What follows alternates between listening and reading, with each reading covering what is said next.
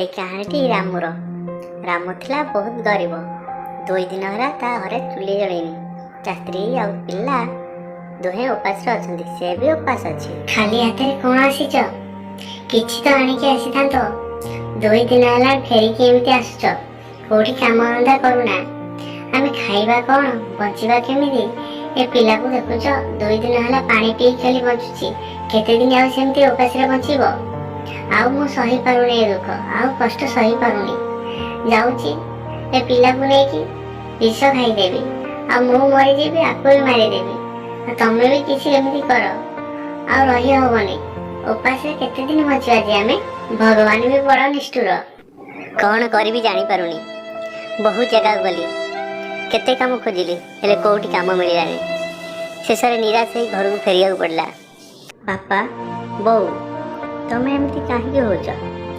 ମୁଁ କ'ଣ ଏତେ ଜଲ୍ଦି ମରିଯିବି? ମରିଗଲେ ମରିଯିବି, ହେଲେ ତମେ ଆଉ ଦୁହେଁଙ୍କ ଭିତରେ ପାଟି ଲାଗନି।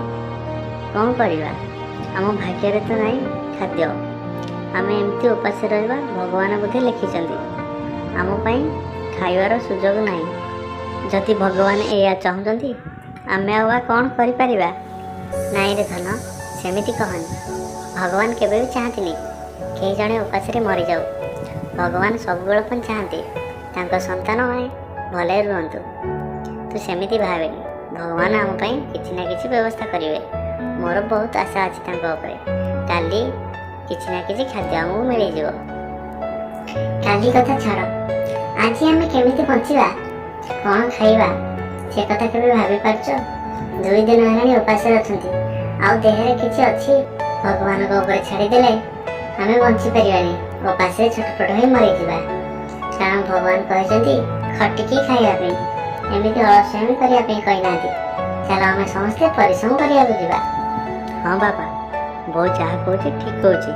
ତମେ କାମ ଖୋଜିବ, ଆଉ ବୋଉ ବି କାମ ଖୋଜିବ କାହା ଘରେ, ଆଉ ମୁଁ ରାସ୍ତାରେ ମାଗିବି ପଇସା। ଯଦି କିଛି ମିଳିଯାଏ ତା ଦେହରେ ଖାଇବି, ଆଉ ତମ ପାଇଁ ବି ଘିନିକି ଆସିବି। ଆଉ ତମକୁ କିଛି ଯଦି କାମ ମିଳିଗଲା ତାହେଲେ ତ ବହୁତ ଭଲ, ଆମର କିଛି ଅସୁବିଧା ହବନି।